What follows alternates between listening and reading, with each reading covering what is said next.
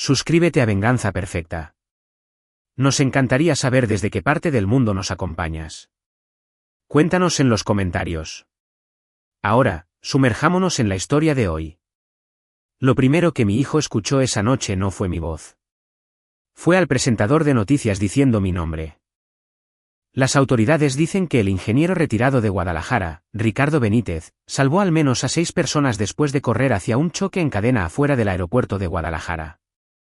Los testigos dicen que ignoró las advertencias repetidas y se metió en vehículos en llamas mientras esperaba que llegaran los bomberos. A mi hijo se le cayó el teléfono. Mi hija dejó de masticar a media cena. Y solo 2 horas antes, ambos me habían dicho que tomara un Uber. Mi nombre es Ricardo Benítez. Tengo 68 años, soy un ingeniero civil retirado de Guadalajara, Jalisco. Nunca me ha gustado ser el centro de atención. Durante 42 años, mi esposa, Laura, se encargó de los cumpleaños, las festividades, las reuniones del vecindario y las cenas familiares. Yo era más feliz arreglando una llave que goteaba, construyendo un librero para los nietos o asando hamburguesas en una tranquila tarde de domingo. Laura siempre decía que yo era el tipo de hombre en el que la gente confiaba porque nunca me quejaba. Quizás era cierto. O quizás simplemente nunca quise que las personas que amo llevaran mis cargas. Ese hábito eventualmente se convertiría en mi mayor error. 3 días antes de que todo cambiara, estaba de pie junto al ataúd de mi esposa en Monterrey. Laura había pasado los últimos meses allí con su hermana menor después de que su cáncer se volviera más agresivo. Los tratamientos disponibles en Monterrey ofrecían una última posibilidad, y su hermana insistió en ayudar a cuidarla las 24 horas del día. Yo viajaba de ida y vuelta tan a menudo como podía. Cada viaje se hacía más difícil. Cada despedida duraba más. Luego, una lluviosa mañana de martes, no hubo más despedidas, solo silencio. El funeral fue pequeño, exactamente como Laura lo quería. Sin flores caras, sin discursos dramáticos, solo la familia, algunos amigos de toda la vida y la música suave que ella amaba. Después de que todos se fueron, permanecí de pie junto a su tumba hasta que el encargado del cementerio me recordó amablemente que estaban cerrando. «Puede volver mañana», dijo suavemente. Sonreí. Lo sé, pero mañana ya se sentía como otra vida. A la mañana siguiente, abordé un vuelo corto de regreso a Guadalajara. Llevaba una pequeña maleta. Mi anillo de bodas todavía descansaba en mi dedo. No podía imaginar quitármelo. Durante el vuelo, miré por la ventana casi todo el tiempo. Las nubes pasaban debajo de nosotros como nieve fresca. Laura solía estirar la mano sobre el reposabrazos cada vez que volábamos. Siempre odió las turbulencias. Apretaría mi mano y susurraría: «Si sobrevivimos a este vuelo, me invitas un pozole». Siempre me reía. Ahora, el asiento vacío a mi lado dolía más de lo que las palabras podían describir. El avión aterrizó en el Aeropuerto Internacional de Guadalajara unos minutos antes de las 5. Mientras los pasajeros se levantaban para recoger sus maletas, yo me quedé sentado. No había razón para apurarse. Nadie me estaba esperando. Aún así, abrí el chat grupal de la familia. Me incluía a mí, a mi hijo Bruno, a mi hija Marcela, a la esposa de Bruno, Karina, y a algunos miembros de la familia que principalmente compartían fotos de cumpleaños y planes para las festividades. Escribí: «Mi vuelo aterriza a las 5 de la tarde, ¿alguien puede recogerme?». Miré la pantalla durante casi un minuto antes de presionar enviar. Una parte de mí casi lo borró. Nunca me ha gustado pedir favores a nadie, especialmente a mis propios hijos. El mensaje se mostró como entregado. Un minuto después, Bruno respondió: «Estamos ocupados. Pide un Uber». 6 palabras. Antes de que tuviera tiempo de pensar en ellas, apareció otra notificación. «Marcela, papá, deberías haber planeado mejor». Me quedé mirando esas palabras mucho más tiempo del que debería. Planeado mejor.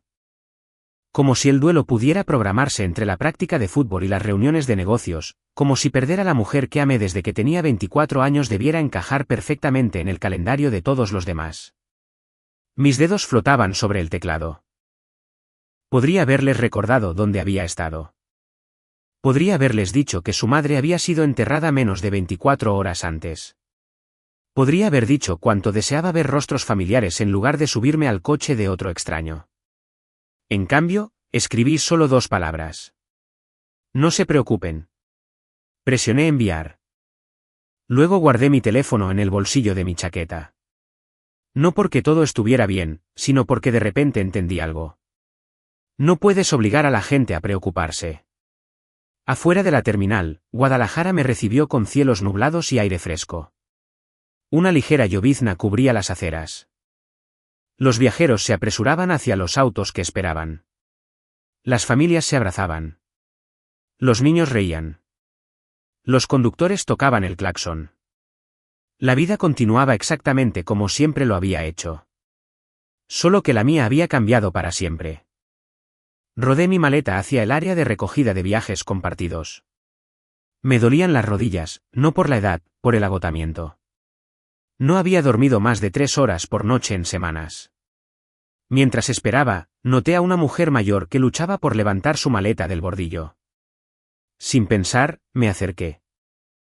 ¿Necesita ayuda? Ella sonrió con alivio. ¿Lo harías? La subí al maletero de la camioneta de su hijo. Gracias, dijo ella. Espero que alguien haga lo mismo por ti algún día. Sonreí cortésmente. Eso espero también. Una fuerte explosión lo interrumpió todo. Metal chocando contra metal. Cristales rotos. La gente gritaba. Todas las cabezas se volvieron hacia la carretera de salida del aeropuerto. Un camión de reparto de combustible se había accidentado después de ser golpeado por una camioneta a toda velocidad. Varios vehículos se amontonaron uno tras otro. El humo se elevaba hacia el cielo del atardecer. Un sedán giró de lado antes de estrellarse contra la barrera de concreto. Otro vehículo estalló en llamas. La gente se quedó helada. Algunos sacaron sus teléfonos. Otros retrocedieron. Años atrás, antes de jubilarme, había sido voluntario en programas de preparación para emergencias durante simulacros de terremotos y entrenamientos para accidentes industriales. El instinto se apoderó antes de que el miedo tuviera oportunidad. Dejé caer mi maleta. Alguien me agarró del brazo. Señor, no vaya para allá. Me solté. Llamen al 911. Ya lo hicieron, bien. Entonces corrí. El lado del conductor del sedán en llamas no se abría. Una joven madre adentro golpeaba desesperadamente la ventana. Una niña pequeña lloraba en el asiento trasero. El olor a gasolina llenaba el aire. Alguien gritó, «Va a explotar». Quizás no. De cualquier manera, esa gente no podía esperar. Agarré un trozo de concreto roto de la orilla de la carretera. Con cada gramo de fuerza que me quedaba, lo golpeé contra la ventana lateral. 1, 2, 3 veces. El cristal finalmente se hizo añicos. «Cúbranse la cara», grité. La madre protegió a la niña mientras yo quitaba los fragmentos restantes. Detrás de mí, las sirenas resonaban en la distancia. Pero todavía sonaban lejanas, demasiado lejanas.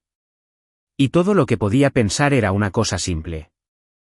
Laura nunca me perdonaría si me quedaba ahí mirando como alguien más perdía a la persona que amaba. El primer oficial de policía que me alcanzó me agarró del hombro y gritó por encima del ruido. «Señor, retroceda. Lo necesitamos detrás de la barrera». «No puedo», respondí, señalando una camioneta volcada. «Todavía hay alguien adentro». El oficial miró hacia donde yo señalaba. Una mano estaba presionada contra el parabrisas agrietado. No perdió ni un segundo más. «Ustedes», le gritó a 2 bomberos que corrían hacia nosotros. «¡Ayúdenlo!». Hasta ese momento, no me había dado cuenta de lo mucho que me temblaban las manos. La adrenalina lo había ahogado todo. Ahora podía sentir cortes en ambas palmas por el cristal roto. Mi manga derecha estaba chamuscada donde las llamas habían rozado el marco de la puerta. Me dolían las rodillas de arrodillarme sobre el asfalto roto, pero nada de eso importaba. Los bomberos abrieron la camioneta con palancas mientras los paramédicos corrían hacia el sedán que había ayudado a abrir. Alguien detrás de mí gritó, «La niña está respirando». Cerré los ojos por un breve segundo. «Gracias, Laura». Casi 45 minutos después, la escena finalmente estaba bajo control. Vehículos de emergencia rodeaban toda la entrada del aeropuerto. El tráfico se extendía por kilómetros. Un oficial de policía se acercó con una tabla con sujetapapeles. Señor, ¿cuál es su nombre?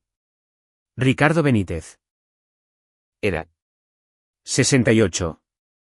Me miró por un largo momento. Probablemente debería estar en una de esas ambulancias. He estado peor. Sonrió a pesar de sí mismo. Mi esposa dice que todo hombre mayor de 60 dice exactamente eso. La palabra esposa me golpeó como otra colisión. Asentí en silencio. Acabo de enterrar a la mía ayer. Su sonrisa desapareció. ¿Lo lamento? Yo también. Bajó la tabla. Seré breve. Durante los siguientes 20 minutos, respondí preguntas. ¿A qué vehículo había llegado primero? ¿A cuántos pasajeros había sacado? ¿Había visto que causó el choque? Varios testigos interrumpieron repetidamente. No, oficial, insistió una mujer. Está omitiendo cosas. ¿A qué se refiere? Regresó, intervino otro hombre. 3 veces diferentes. Un joven estudiante universitario añadió, todos los demás estaban ahí parados filmando. Él seguía corriendo de regreso. Negué con la cabeza. Había bomberos allí. No al principio, respondió el estudiante. Llegaron porque usted les dio tiempo a todos. No supe qué decir. No había llevado la cuenta. Simplemente había visto a gente que necesitaba ayuda. Un paramédico finalmente me convenció de sentarme en el escalón trasero de una ambulancia mientras limpiaba los cortes de mis manos. Parecía tener la edad de mi nieta. Necesita que alguien venga a recogerlo. Casi me río. No. ¿Estás seguro? Estoy seguro. Me envolvió ambas palmas con vendas nuevas. ¿Tiene familia cerca? Sí. ¿Les han notificado? Están ocupados. Estudió mi rostro por un segundo. Era demasiado profesional para hacer otra pregunta. En cambio, simplemente me entregó una botella de agua. Espero que alguien lo lleve a casa. Yo también. Una reportera de televisión se acercó a mí con un camarógrafo. Señor Benítez. Sí. Soy Emilia Herrera de Canal 6 Noticias, ¿le importaría responder algunas preguntas? Realmente no lo creo. Se ha convertido en el testigo principal. No estoy interesado. ¿Y si la gente quiere agradecerle? No necesitan hacerlo. El camarógrafo bajó su equipo. Emilia suavizó su voz. Hemos hablado con los bomberos. Dicen que varias personas probablemente habrían muerto si usted no hubiera actuado. Miré hacia las luces intermitentes de emergencia. Me alegro de que estén vivos. ¿Eso es todo lo que quiere decir? Sí. Ella asintió respetuosamente. Me parece justo. Se dio la vuelta sin presionar más. Se lo agradecí. Laura siempre admiró a las personas que aceptaban un no como una oración completa. Debido a que el tráfico del aeropuerto se había vuelto imposible, la policía me llevó a un hotel cercano donde se estaban reuniendo los viajeros varados. Uno de los oficiales insistió. No debería estar deambulando esta noche. Está a solo unos kilómetros de mi casa y las carreteras están cerradas. No se equivocaba. Me registré en un modesto hotel a menos de 10 minutos del aeropuerto.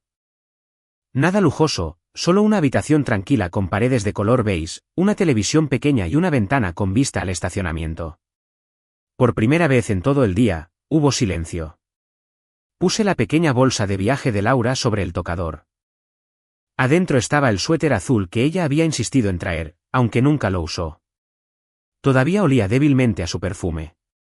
Me senté en el borde de la cama sosteniéndolo. Fue entonces cuando finalmente lloré. No por el accidente, no porque me dolieran las manos, sino porque nunca más habría otro mensaje de texto de Laura preguntando si había aterrizado a salvo. Al otro lado de la ciudad, mis hijos no sabían nada de dónde estaba. Bruno acababa de terminar de cenar con su esposa, Karina, y su hijo adolescente. Marcela estaba ayudando a su hija menor a terminar un proyecto de ciencias. Ninguno había visto las noticias todavía. Bruno echó un vistazo al chat grupal de la familia. Papá no había respondido después de escribir, no se preocupen. Karina frunció el ceño. Tu papá llegó a casa. Seguro que pidió un Uber. Podrías haberlo recogido. Bruno suspiró. Tenía una cena con un cliente. Karina no discutió. Simplemente asintió. Pero su expresión se demoró más de lo que a él le gustó. Aproximadamente una hora después, el teléfono de Bruno comenzó a vibrar. Primero su vecino, luego un viejo amigo de la universidad, luego un excompañero de trabajo, finalmente su jefe. Bruno. Sí. Acabo de ver algo en la televisión, tu padre es Ricardo Benítez. Bruno frunció el ceño. Sí, ¿por qué?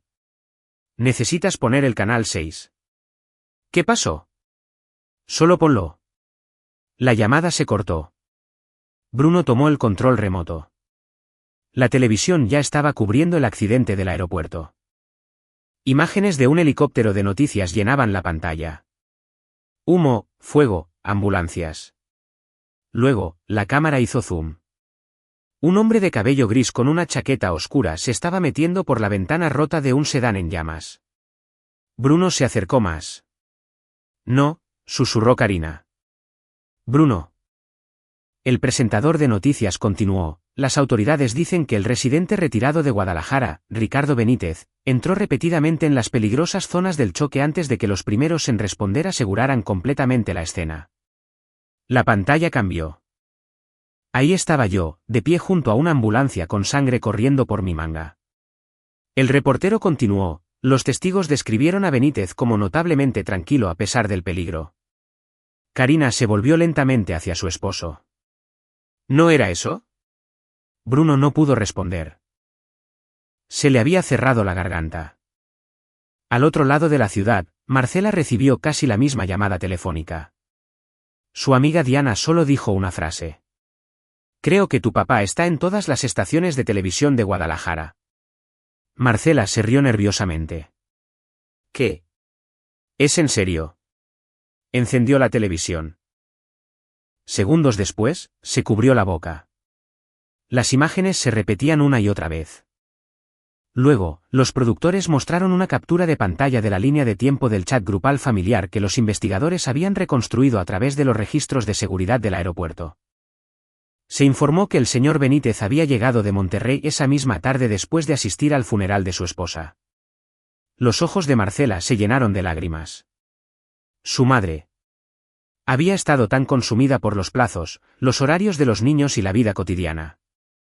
No se había detenido a imaginar cómo debió haberse sentido ese solitario vuelo de regreso a casa.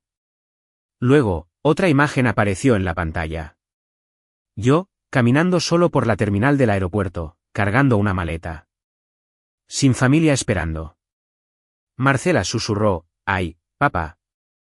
Mi teléfono permanecía boca abajo en la mesita de noche del hotel. No lo había mirado ni una vez. No escuché las vibraciones. No vi las llamadas perdidas. No noté la avalancha de mensajes de texto que llegaban uno tras otro. Por primera vez en años, todos querían saber dónde estaba. Me desperté justo antes de las 6 de la mañana siguiente. Por unos segundos de paz, lo olvidé. Olvidé que estaba en un hotel en lugar de en mi propia habitación. Olvidé que Laura se había ido. Olvidé lo del aeropuerto. Luego, extendí la mano hacia el lado vacío de la cama. Mi mano no tocó más que sábanas frías. La realidad volvió de golpe. Me quedé sentado allí durante mucho tiempo, mirando por la ventana mientras el cielo de Guadalajara pasaba lentamente del gris al azul pálido. La televisión permaneció apagada. No tenía interés en verme en las noticias. Había pasado 40 años resolviendo problemas tras bambalinas. El reconocimiento nunca había sido parte del trabajo. Laura solía bromear sobre eso. Rescatarías a todo el vecindario, decía ella, y luego te escabullirías antes de que alguien pudiera agradecerte. No se equivocaba. Mi teléfono vibró una y otra vez. Finalmente lo levanté. 43 llamadas perdidas, Docenas de mensajes de texto. Bruno, Marcela, Karina, vecinos, excompañeros de trabajo, incluso personas con las que no había hablado en años. El primer mensaje de Bruno decía: «Papá, ¿dónde estás?». El segundo: «Por favor, llámame». Luego: «Lo siento». Los mensajes de Marcela no eran muy diferentes. «Papá, por favor contesta. Estamos preocupados. Por favor, no estés solo». Me quedé mirando la pantalla sin responder. No porque quisiera venganza, no porque quisiera que sufrieran. Simplemente no estaba listo para hablar. Hay momentos en que el duelo no deja espacio para la conversación. Este era uno de ellos. Alrededor de las 8, llamaron a la puerta de mi habitación de hotel. Cuando abrí, encontré a la joven reportera de la noche anterior, Emilia Herrera. Parecía casi avergonzada. «Lamento molestarlo». «¿Cómo me encontró?». «El oficial que lo trajo aquí no nos lo dijo. El gerente del hotel lo reconoció de la televisión después de las noticias de la mañana». «Ya veo. Le prometo que no estoy aquí para ponerle un micrófono en la cara». Le creí. «¿Qué quiere?». Ella dudó. «El hospital me pidió que le dijera algo». «¿El hospital?». «La niña que sacó del sedán». Sentí que se me encogía el estómago. «¿Está?». Emilia sonrió. «Va a estar bien». Cerré los ojos. Gracias a Dios. Sus padres querían que supiera que está preguntando por el hombre que rompió la ventana. Se me escapó una risa antes de que pudiera detenerla. Me imagino que sus padres le han dicho que no se meta por ventanas rotas. Emilia sonrió. También preguntaron si los visitaría algún día. Quizás. Dígales que lo pensaré. Comenzó a irse, luego se dio la vuelta. Hay unos 20 reporteros afuera. Suspiré. Me lo imaginaba. No saben que está aquí. Mantengámoslo así. Tiene mi palabra. Se alejó. Por primera vez desde que todo esto comenzó, sentí que todavía existía el periodismo decente. Mientras tanto, Bruno no había dormido. Tampoco Marcela. A las 7 de esa mañana, se encontraron afuera de mi casa, la casa donde ambos habían crecido. La casa que Laura había amado. Bruno abrió la puerta principal con la llave de emergencia que le había dado años antes. Todo se veía exactamente igual. La mecedora favorita de Laura todavía miraba hacia la ventana del frente. Mis viejas botas de trabajo estaban cuidadosamente colocadas junto a la puerta del garaje. El olor a café recién hecho había desaparecido. Durante más de 40 años, Laura había comenzado cada mañana antes de que yo me despertara. Ahora la cocina se sentía extrañamente hueca. Marcela caminó en silencio hacia el comedor. Todavía había un pequeño jarrón en el centro de la mesa. Adentro había flores secas de lavanda. «Nuestro aniversario», susurró. Bruno miró. «¿Qué?». «Mamá siempre ponía lavanda fresca aquí antes de su aniversario». Ninguno de los dos habló durante casi un minuto. El silencio dentro de esa casa parecía más fuerte que las palabras. «Deberíamos ordenar un poco antes de que papá llegue a casa», dijo finalmente Marcela. Bruno asintió. Les dio algo que hacer además de pensar. Mientras Marcela desempolvaba los libreros de la sala, notó un viejo baúl de cedro escondido debajo de la escalera. Frunció el ceño. «Nunca he visto esto». Bruno se acercó. «Es de mamá». La tapa no estaba cerrada con llave. Adentro había álbumes de fotos, cartas y 6 diarios encuadernados en cuero. Cada uno tenía un año escrito cuidadosamente en la portada con la letra de Laura. Marcela tomó con cuidado el más nuevo. «No creo que debamos». Bruno miró hacia otro lado. «Creo que a mamá le hubiera gustado que lo hiciéramos». No estaba seguro. Ninguno de los dos lo estaba. Aún así. Marcela abrió lentamente el diario. Las primeras páginas contenían recuerdos ordinarios, cenas familiares, planes de vacaciones, cumpleaños. Luego todo cambió. Una entrada los detuvo en seco a ambos. Ricardo vendió su lancha de pesca hoy. Bruno cree que todavía la tenemos. Le rogué a Ricardo que no le dijera por qué. Usó cada peso para ayudar con el enganche de la primera casa de Bruno. Bruno nunca lo aceptaría si lo supiera. El rostro de Bruno se puso pálido. No. Marcela pasó otra página, otra entrada. El abogado de divorcios de Marcela necesitaba otro pago hoy. Ricardo retiró discretamente dinero de la cuenta de jubilación. Sonrió después y les dijo a los niños que de todos modos habíamos estado pensando en mudarnos a una casa más pequeña. A veces.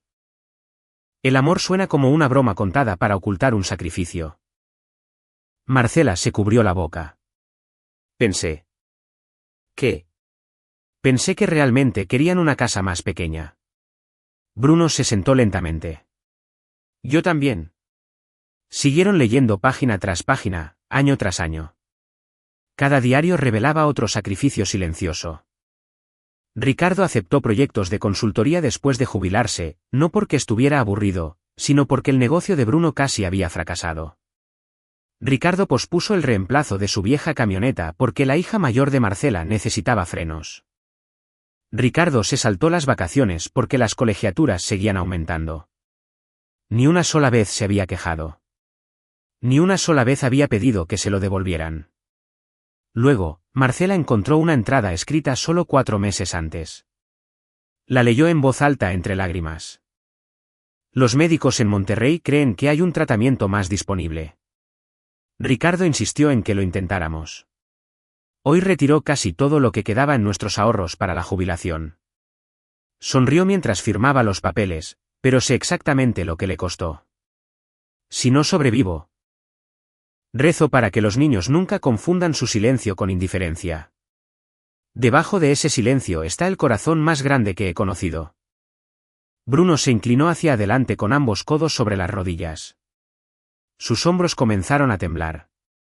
Pensé, su voz se quebró, pensé que papá solo era cuidadoso con el dinero. Marcela se secó las lágrimas de las mejillas. Yo también. Ninguno de los dos había preguntado nunca por qué seguía conduciendo una camioneta de 12 años o por qué usaba el mismo abrigo de invierno cada temporada o por qué siempre decía, estoy muy bien. Simplemente lo habían aceptado porque la aceptación requiere mucho menos esfuerzo que la curiosidad. Alrededor del mediodía, llegó Karina con unos sándwiches. Inmediatamente sintió que algo andaba mal. ¿Qué pasó? Bruno le entregó uno de los diarios de Laura. Leyó solo 3 páginas. Luego, se sentó en silencio junto a su esposo. Lo siento mucho. Bruno miraba al suelo. Le dije que tomara un Uber. Karina le tomó la mano. Lo sé. Mi madre acababa de ser enterrada. Lo sé. Ni siquiera le pregunté si estaba bien. Karina apretó sus dedos. Lo que importa ahora es lo que hagas a continuación. Bruno miró hacia la puerta principal. Ni siquiera sé dónde está. Al otro lado de la ciudad, yo estaba sentado solo en una banca con vista al lago de Chapala. La brisa traía el olor a agua dulce. A Laura le encantaba esta vista. Solía decir que los transbordadores le recordaban que la vida siempre estaba llevando a alguien a casa. Sonreí con tristeza. Entonces mi teléfono sonó de nuevo. Esta vez contesté. Bueno. Durante varios segundos, Bruno no pudo hablar. Finalmente, entre lágrimas silenciosas, escuché solo 4 palabras. Papá, ven a casa. La voz de Bruno se quedó conmigo mucho después de que terminara la llamada. Papá, ven a casa. 4 palabras simples. Palabras que había querido escuchar 24 horas antes. Palabras que llegaron un poco demasiado tarde. No le había colgado. No había gritado. Ni siquiera le había preguntado por qué de repente le importaba. Simplemente dije, todavía no estoy listo. Luego terminé la llamada, no para castigarlo, para protegerme. Hay momentos en que tu corazón se ha estirado tanto que incluso el perdón necesita un poco de espacio para respirar. Pasé la tarde caminando por el malecón de Chapala. Los transbordadores se movían lentamente por el lago, transportando a viajeros que se veían igual que cualquier otro día de la semana. La gente se apresuraba a las reuniones. Los turistas tomaban fotos.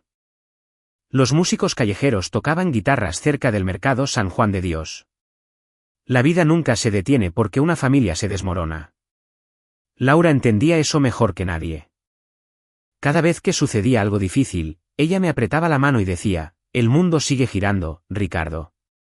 Tenemos que decidir si seguiremos caminando con él. Ya no estaba seguro de saber cómo. Cada rincón de Guadalajara me recordaba a ella. La panadería donde siempre insistía en comprar conchas. La librería donde desaparecía durante una hora y regresaba con 3 novelas que juraba que no necesitaba. El pequeño restaurante de mariscos con vista al agua donde habíamos celebrado nuestro 40º aniversario. Cada recuerdo se sentía hermoso. Cada recuerdo dolía. Mi teléfono sonó de nuevo. Esta vez no era Bruno. Era Emilia Herrera, la reportera. Contesté. Sí. Creí que habíamos acordado no hacer entrevistas. Lo hicimos. Entonces, ¿por qué llama? Hubo una pausa. Porque no estoy llamando por la televisión. Esperé. El alcalde quiere entregarle un premio. No estoy interesado. Me lo imaginé. La oficina del gobernador también llamó. No. El departamento de bomberos. No. El hospital. Ya sé que la niña sobrevivió. Sí lo hizo. Otra pausa. Hay una solicitud más. ¿Cuál es? Me gustaría contar la historia correctamente. Sonreí a pesar de mí mismo. Correctamente. Ahora mismo, todas las estaciones lo llaman un héroe. No me siento como uno. Lo sé. Entonces, ¿por qué entrevistarme? Porque la gente está adivinando. Permanecí en silencio. Están inventando historias sobre por qué estaba solo en el aeropuerto. No necesitan saberlo. Creo que sí. ¿Por qué? Porque la soledad es algo que mucha gente entiende. Esa respuesta me sorprendió. Continuó suavemente. Mi padre murió solo en un asilo de ancianos durante la pandemia. Cerré los ojos. Lo siento. Nunca pude despedirme. Lo siento de verdad. He pasado 4 años deseando haber tenido una conversación más. Ninguno de los dos habló durante varios segundos. Finalmente, preguntó, ¿consideraría una entrevista? Sin política. Nunca. Sin música dramática. Ella se rió suavemente. ¿Lo prometo? Sin atacar a mis hijos. No lo permitiría. Pensé en Laura. Ella creía que las historias deberían sanar siempre que fuera posible. Una entrevista. Gracias. Una condición. ¿Cuál quiere? Si no me gusta una pregunta, no la contesto. Exactamente. La entrevista tuvo lugar a la mañana siguiente dentro de una tranquila sala de conferencias en el Hospital Civil de Guadalajara. Sin público, sin luces de escenario brillantes, solo 2 sillas, una pequeña cámara, Emilia y yo. Antes de que comenzara la filmación, me miró y sonrió. ¿Nervioso? Un poco. Yo también. Eso me hizo reír. Bien. El productor hizo la cuenta regresiva. 3, 2, 1. La luz de la cámara se puso roja. Emilia comenzó. Señor Benítez, millones de personas han visto las imágenes del aeropuerto. He oído que lo han llamado valiente. Creo que los bomberos fueron valientes.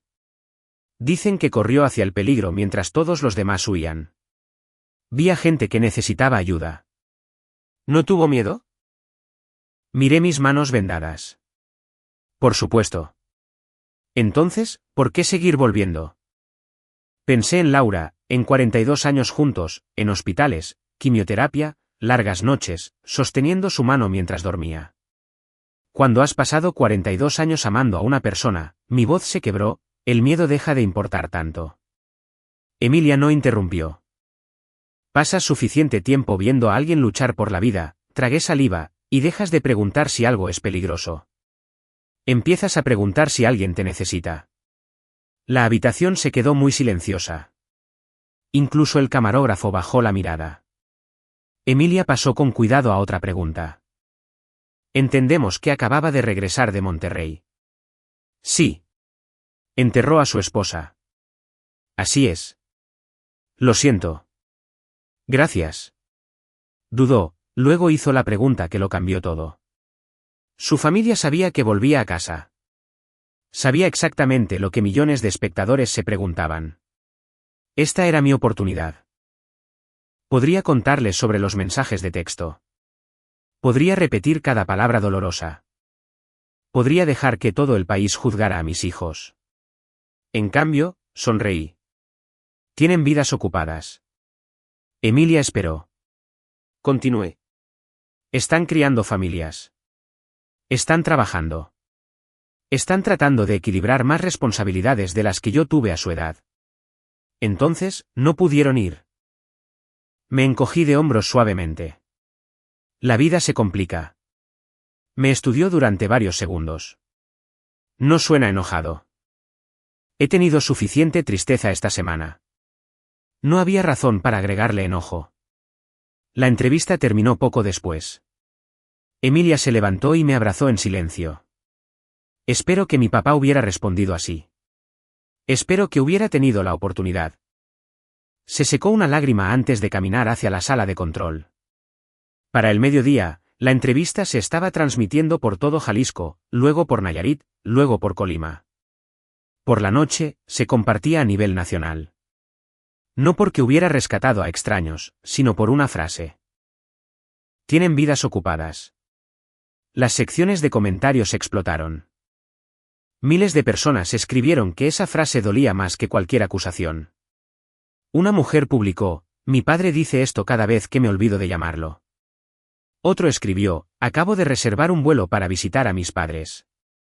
Un militar retirado comentó, los hombres más fuertes suelen ser los más silenciosos. La entrevista llegó a millones. Bruno la vio solo en su oficina. Cuando sonreí y lo defendí, hundió la cara entre las manos. No me merezco eso, susurró. Marcela la vio desde su sala de estar. Su hija menor se subió al sofá. Mamá. Sí. ¿Por qué el abuelo dice cosas buenas?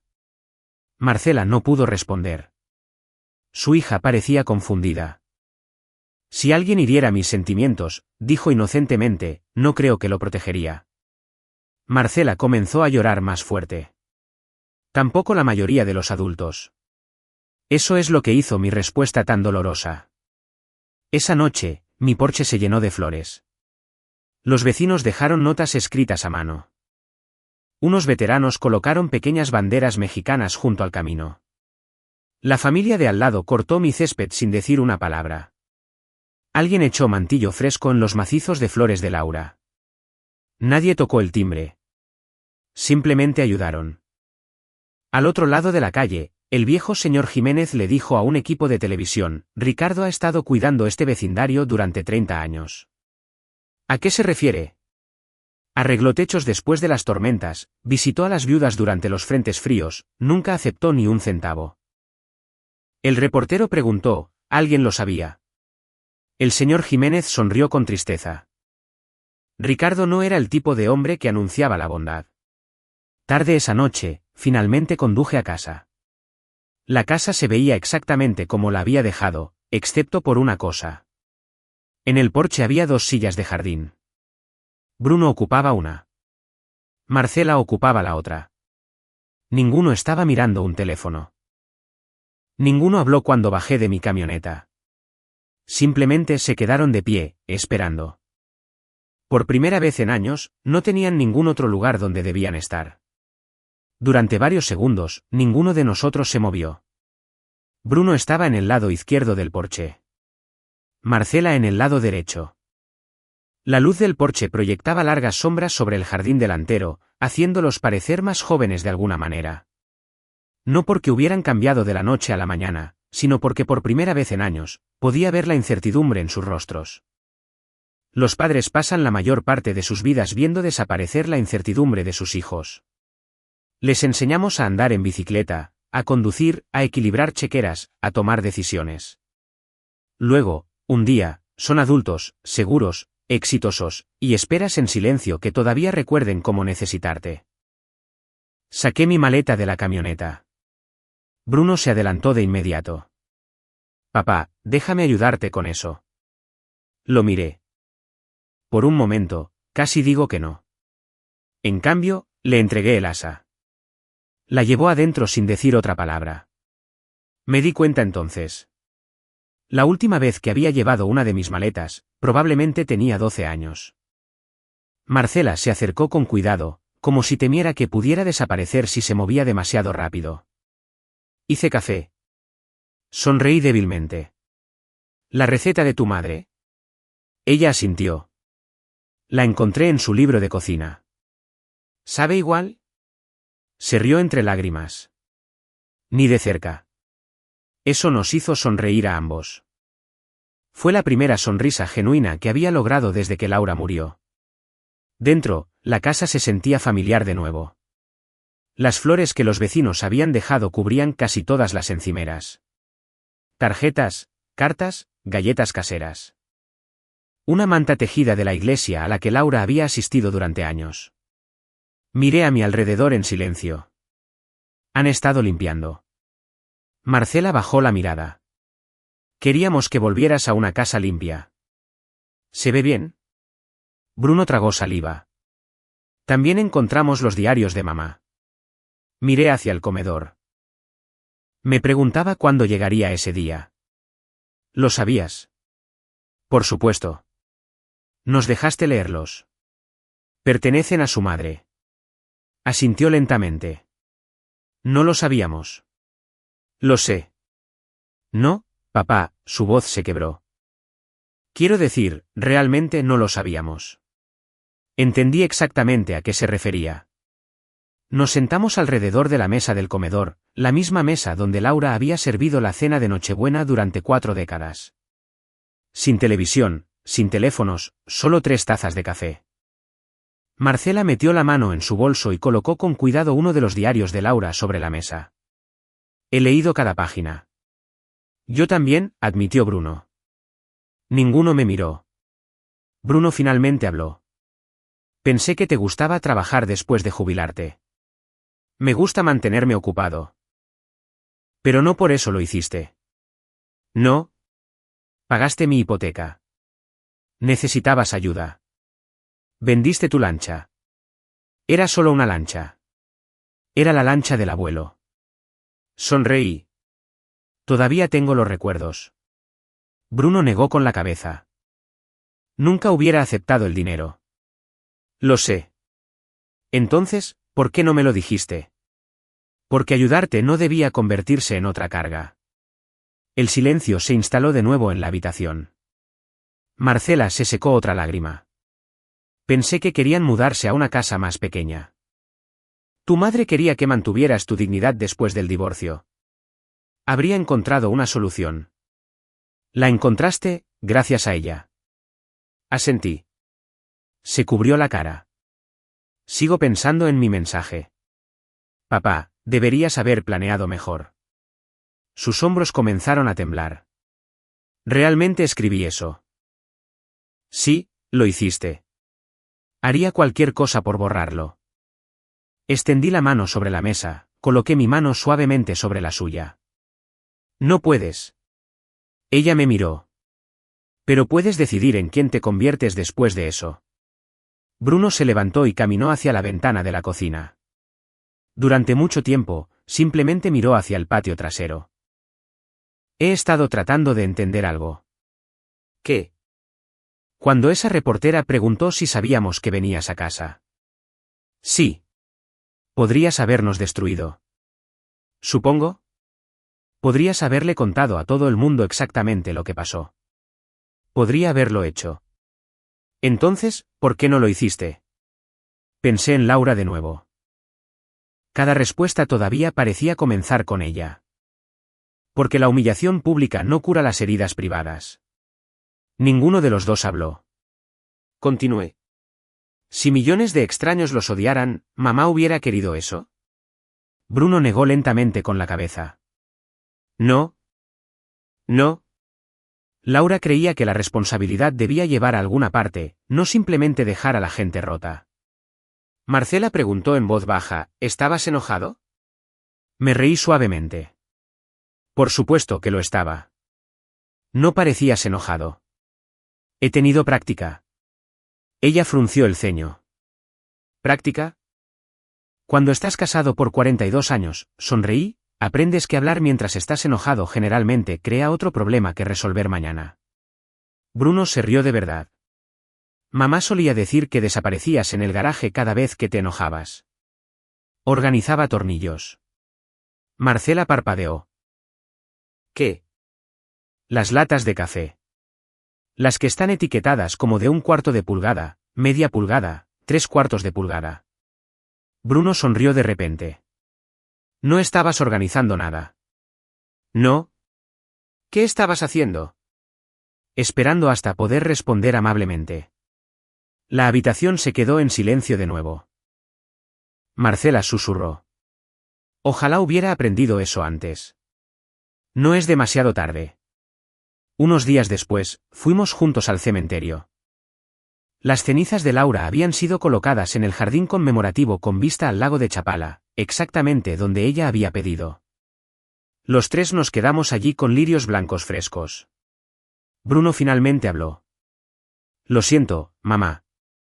Marcela asintió. Olvidé cuánto cargaban ambos. El viento soplaba suavemente entre los árboles. Casi esperaba que Laura nos dijera que estábamos parados demasiado juntos. Siempre bromeaba diciendo que las fotos familiares se veían mejor si todos se dispersaban un poco. En cambio, solo hubo silencio, un silencio pacífico, no vacío, solo lleno de recuerdos. Bruno me miró. He pasado años asumiendo que siempre estarías ahí. Esperaba estarlo. Nunca me detuve a pensar que algún día podrías necesitarnos. Coloqué las flores junto a la placa de Laura. Los padres pasan la mayor parte de sus vidas enseñando a los hijos a caminar. Los miré a ambos. La lección más difícil es enseñarles a caminar de regreso. Bruno se derrumbó por completo. Me rodeó con ambos brazos. No fue el abrazo rápido e incómodo que los hijos adultos suelen dar a sus padres. Fue el abrazo desesperado de un niño pequeño que finalmente se había dado cuenta de lo cerca que había estado de perder al hombre que silenciosamente había mantenido unida su vida. Marcela se unió a nosotros. Los tres nos quedamos allí, llorando bajo los altos eucaliptos mientras el sol de la tarde se abría paso entre las nubes. Por primera vez desde el funeral de Laura, no me sentí completamente solo. Esa noche, Bruno me sorprendió. Canceló un viaje de negocios. Marcela reorganizó su horario de trabajo. Ninguno lo anunció. Ninguno pidió elogios. Simplemente se quedaron. Pedimos pizza, jugamos a las cartas como le encantaba a Laura. Los nietos corrían por el patio trasero riendo hasta el atardecer. Los observé desde el porche. Bruno se sentó a mi lado. Papá. Sí. No puedo cambiar el mensaje que te envié. No. Pero puedo pasar el resto de mi vida asegurándome de que nunca tengas que leer algo así de nuevo. Miré a mi hijo, luego a mi hija jugando con sus hijos en el césped. La gente a menudo imagina la venganza como el momento en que alguien finalmente se desquita. Pero sentado allí, me di cuenta de que la mayor venganza contra la negligencia no era el castigo. Era ver a las personas que habían olvidado tu valor aprender finalmente a valorar tu presencia antes de que fuera demasiado tarde. Y eso estaba empezando a suceder. La gente suele pensar que la curación ocurre de golpe. No es así. Llega en silencio, un día ordinario a la vez. Una semana después del servicio conmemorativo de Laura, me desperté antes del amanecer, como lo había hecho durante la mayor parte de mi vida adulta. Por unos segundos, volví a estirar la mano hacia el otro lado de la cama. Seguía vacío. Algunos hábitos sobreviven a las personas que amamos. En lugar de dejar que el silencio me tragara, me vestí, hice café y salí al porche trasero. El jardín brillaba bajo la suave luz de la mañana. Las rosas de Laura estaban floreciendo. Solía decirme que no florecían por sus habilidades de jardinería. Florecen porque alguien se toma el tiempo de notarlas. Sonreí. Quizás las personas no eran tan diferentes. Exactamente a las 8, escuché una camioneta entrar en la cochera. Era Bruno. No porque algo se hubiera roto, no porque necesitara dinero, no porque quisiera un consejo. Simplemente entró al porche con 2 tazas de café. Supuse que el tuyo ya estaría frío, dijo. Me reí. Supusiste bien. Se sentó a mi lado sin hablar. Durante varios minutos, vimos a los pájaros saltar por el césped. Finalmente, rompió el silencio. Cancelé mis reuniones del miércoles por la mañana. No tenías que hacerlo. Lo sé. Quería hacerlo. Esa frase significó más para mí de lo que él probablemente se dio cuenta. Cuando los hijos son pequeños, los padres les dan tiempo porque no tienen otra opción. Cuando los hijos se convierten en adultos, dar tiempo se convierte en una elección. Bruno finalmente había comenzado a hacer esa elección. Marcela también cambió. Todos los jueves por la noche, pasaba después del trabajo. A veces traía el mandado. A veces traía sopa casera que nunca sabía tan bien como la de Laura. Ella misma lo admitió. Todavía no puedo hacer la sopa de pollo de tu esposa. Nadie puede. Incluso seguí la receta. Sonreí. Tu madre siempre dejaba fuera un ingrediente. ¿Qué ingrediente? Paciencia. Marcela se rió. Eso no es un ingrediente. Para ella lo era. Pronto, esas cenas de los jueves se convirtieron en algo que todos esperábamos. Sin ocasiones especiales, sin cumpleaños, solo la familia compartiendo una comida. Algo que nunca deberíamos haber dejado de hacer. Los nietos notaron los cambios antes que nadie. Un sábado por la tarde, mi nieto mayor, Ethan, entró en mi garaje. Miró los estantes llenos de herramientas. Papá dice que construiste casi todo en esta casa. La mayor parte. ¿Puedes enseñarme? Esas 3 palabras llenaron un lugar dentro de mi corazón que no me había dado cuenta de que se había quedado vacío. Durante las siguientes horas, trabajamos codo con codo construyendo una simple casa para pájaros. Midió 2 veces, cortó una, falló un clavo, se rió, lo intentó de nuevo. Al atardecer, la casa para pájaros se inclinaba ligeramente hacia un lado. No es perfecta, dijo Ethan. Puse mi mano en su hombro. Tampoco lo son las familias.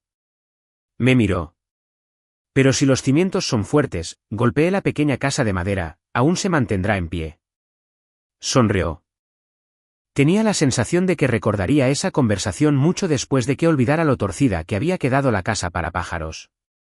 Un mes después, el Departamento de Bomberos de Guadalajara me invitó a hablar en un programa comunitario de preparación para emergencias.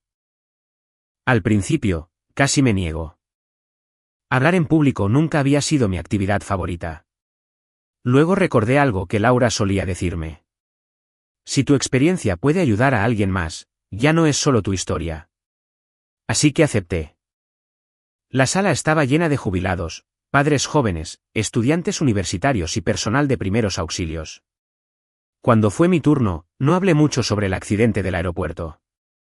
En cambio, hablé sobre la preparación, sobre mantener la calma, sobre aprender primeros auxilios básicos, sobre cuidar a los vecinos. Luego, cerca del final, un hombre del público levantó la mano.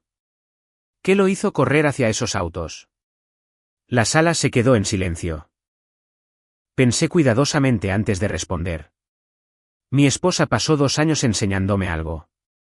¿Qué fue eso? Me enseñó que cada minuto extra importa. Hice una pausa. Cuando alguien que amas está luchando por la vida, dejas de perder el tiempo fingiendo que alguien más ayudará. La audiencia permaneció en silencio durante varios segundos. Luego se pusieron de pie. No por mí, sino porque entendieron. La vida encontró lentamente un nuevo ritmo. Bruno comenzó a traer a su familia todos los domingos por la tarde. Marcela dejó de llamar solo cuando necesitaba algo. En cambio, telefoneaba solo para preguntar, ¿qué estás haciendo? A veces mi respuesta era viendo el fútbol. Otras veces, arreglando la cerca o simplemente pensando en tu madre. Esas conversaciones se volvieron más largas, más cálidas, reales. Una noche, Bruno me sorprendió de nuevo. Me entregó un pequeño sobre. Adentro había un recibo. La cuenta de jubilación, dijo. Levanté la vista. ¿Qué pasa con ella? Estoy devolviendo cada peso que gastaste ayudándome. Suavemente empujé el sobre hacia él. No me debes nada. Sí, te debo. No. Quiero hacerlo. Sonreí. Entonces gástalo en tus hijos. Frunció el ceño. ¿Qué? Llévalos de campamento. Viajen juntos. Creen recuerdos. Esa es una mejor inversión que pagarme a mí. Sus ojos se llenaron de lágrimas. Realmente no vas a dejar que te lo devuelva, ¿verdad? Ya me pagaste. ¿Cómo? Regresaste. Unos meses después, en lo que habría sido el cumpleaños 66 de Laura, toda la familia se reunió en el patio trasero. Los nietos se perseguían entre los rosales. Marcela hizo su mejor intento del pastel de manzana de Laura. Todavía no estaba del todo bien. Nos reímos de ello. Bruno asó hamburguesas exactamente como yo le había enseñado años antes. Cuando el sol comenzó a ponerse, todos se quedaron en silencio. Bruno se levantó y alzó un vaso de agua de Jamaica. Me gustaría decir algo. Nadie interrumpió. Me miró. Papá. Respiró hondo. Durante años, creí que el éxito significaba mantener a mi familia. Miró hacia su esposa e hijo. Olvidé que mi familia también incluía al hombre que pasó toda su vida manteniéndome a mí. Su voz tembló. Nunca podré retractarme de ese mensaje de texto. Bajó la mirada por un momento antes de volver a mirarme a los ojos. Pero te prometo que nunca más tendrás que preguntarte si alguien vendrá a recogerte. Marcela se acercó y tomó mi mano. Yo también lo prometo. Miré alrededor de la mesa a mis hijos, a mis nietos, a la silla vacía que habíamos dejado intencionalmente para Laura. No porque creyéramos que ella estaba físicamente allí, sino porque el amor tiene una forma de permanecer presente incluso después del adiós. Sonreí. Creo que su madre estaría feliz. Bruno se rió suavemente. No, nos diría que las hamburguesas se están quemando. Todos se rieron. Se sintió maravilloso. No porque el dolor se hubiera ido, sino porque la alegría finalmente había encontrado suficiente espacio para sentarse a su lado. A medida que envejezco, he aprendido que las familias rara vez se rompen por un momento terrible. Se separan lentamente por pequeños momentos de negligencia, llamadas telefónicas perdidas, mensajes sin respuesta, visitas pospuestas, la silenciosa suposición de que siempre habrá otra oportunidad. A veces no la hay. Si esta historia te recordó a alguien que una vez esperó tu llamada, quizás hoy sea el día adecuado para contactarlo. Diles que los amas. Visítalos mientras aún puedas. No esperes hasta que el arrepentimiento se convierta en la voz más fuerte en la habitación. Y si esta historia tocó tu corazón, por favor considera compartirla con alguien que necesite el recordatorio de que el mayor regalo que podemos dar a las personas que amamos no es el dinero ni el éxito. Es nuestro tiempo. Gracias por dedicar el tuyo.